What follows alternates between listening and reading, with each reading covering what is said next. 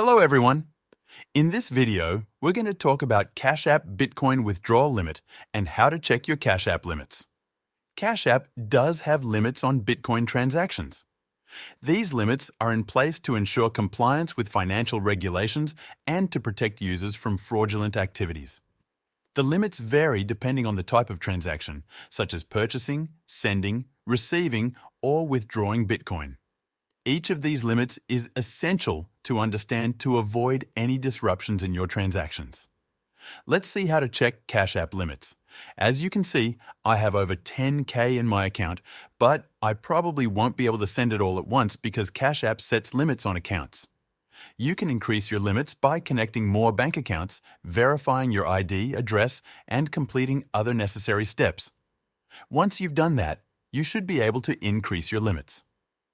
Now, I'll show you how to check how much you can send on your account right now. First, tap the icon in the top right corner to open your profile.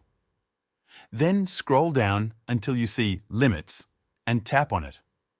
This will show that I can send $2,500 per week, receive unlimited funds, add $2,500 per week from my bank, and cash out $25,000 per week to my bank.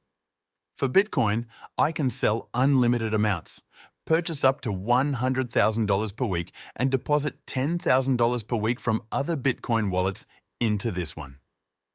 When it comes to Bitcoin peer-to-peer, I can send $2,500 per week or $17,500 per month, and I can receive unlimited Bitcoin. The reason I can't withdraw more might be because I haven't set up stock or Bitcoin investing on my account. If I did that, my limits might increase from $2,500 per week to probably around $10,000. That's it for this video.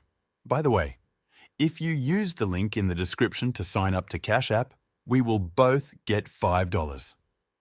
The exact steps you need to take to get your free $5 are in the description as well.